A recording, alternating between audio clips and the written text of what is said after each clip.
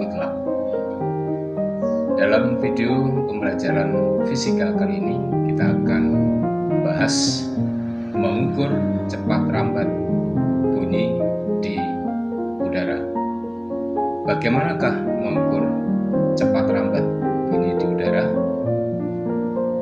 Ayo ikuti pembahasannya pada video pembelajaran fisika ini. Let's be smart to learn physics. Go. Mengukur cepat rambat bunyi. Fenomena alam ada kilat dan guntur terjadi secara bersamaan. Nah, ini adalah kejadian setiap harinya, namun selalu kita melihat kilat dahulu baru kemudian mendengar bunyi gunturnya. Fenomena ini membuktikan bahwa bunyi memerlukan waktu untuk merambat dari satu tempat ke tempat lain. Hasil bagi antara jarak yang ditempuh S dengan selang waktu T, maka cepat rambat bunyi V adalah sama dengan S per T. S jaraknya, T waktu, V adalah kecepatan dalam meter per sekon. Cepat rambat bunyi di udara itu adalah sekitar lebih kurang 340 meter per sekon. Itu sudah kalian ketahui semuanya. Nah, ini adalah kejadian alam atau fenomena alam di mana kita melihat kilat dahulu, setelah itu baru mendengarkan guntur yang menggelegar melalui telinga kita, di mana bunyi dirambatkan melalui udara. Perhatikan secara bersama fenomena alam ini.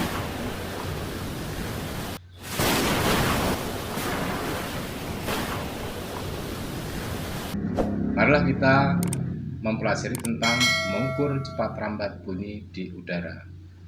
Dengan disiapkan di sini dari uji cobanya sebuah bejana yang diisi dengan air, kemudian di dalam air yang ada dalam bejana tersebut dimasukkan sebuah tabung resonansi dan kita siapkan garpu tala yang kita letakkan di atas permukaan daripada tabung resonansi.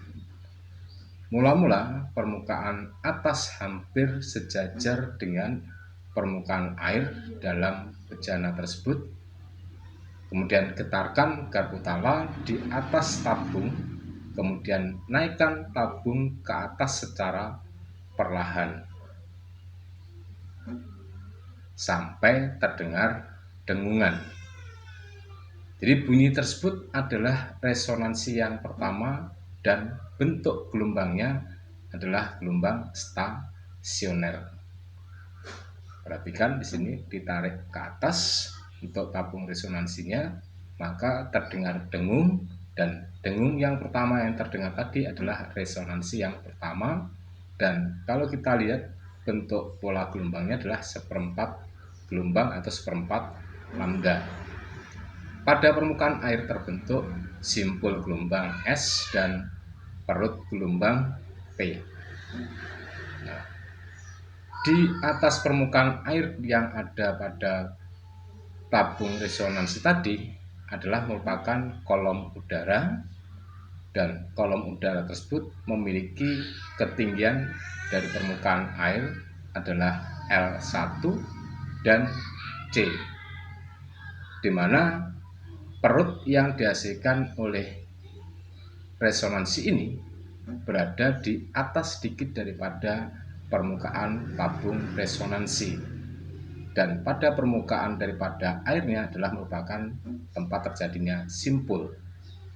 Ukuran diameter tabung kecil dibandingkan terhadap panjang gelombangnya, sehingga perut gelombang simpangannya tidak tepat terjadi pada ujung yang terbuka, tetapi di dekatnya pada jarak C lebih kurang 0,6 R jari-jari tabungnya di luar tabung, sehingga ruang resonansinya adalah L1 plus C sama dengan lambda per 4. Nah, kita dapatkan persamaan yang pertama.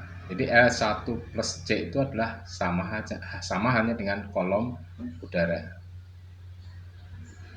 Kemudian kejadian berikutnya setelah ditarik mendengungkan menghasilkan resonansi yang pertama, kemudian kita lakukan untuk yang selanjutnya.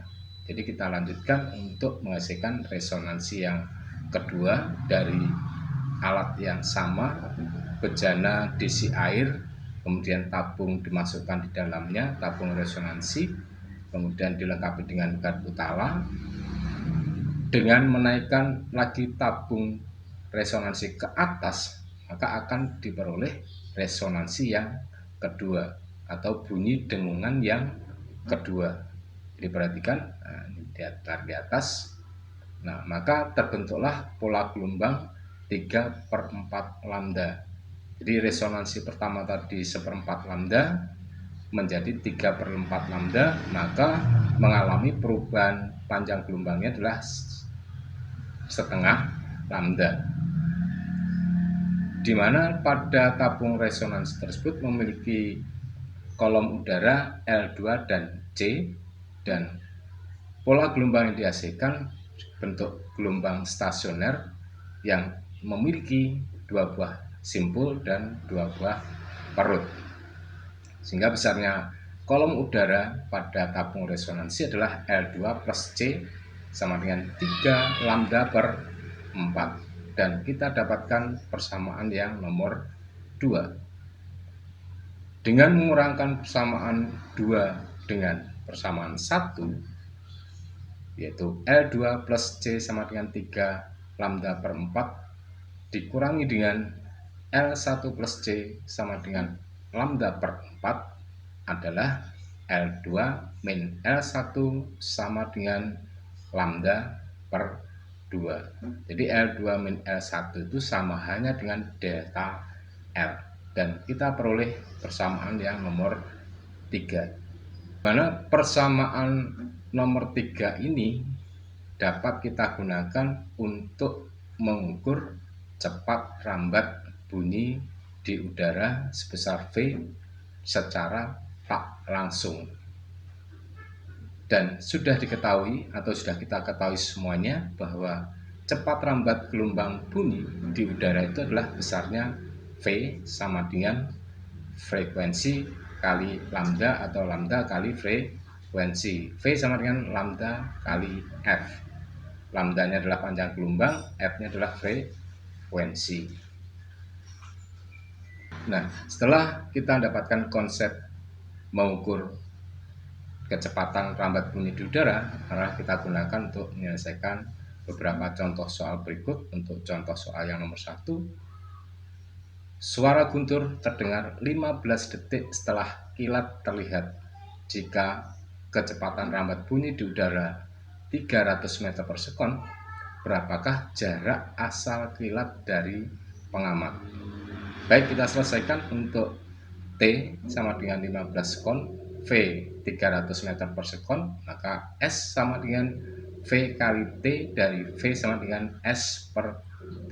V-nya 300, T-nya 15, maka S sama dengan 4.500 meter. Jadi jarak asal kilat dari pengamat atau pendengar adalah 4.500 meter.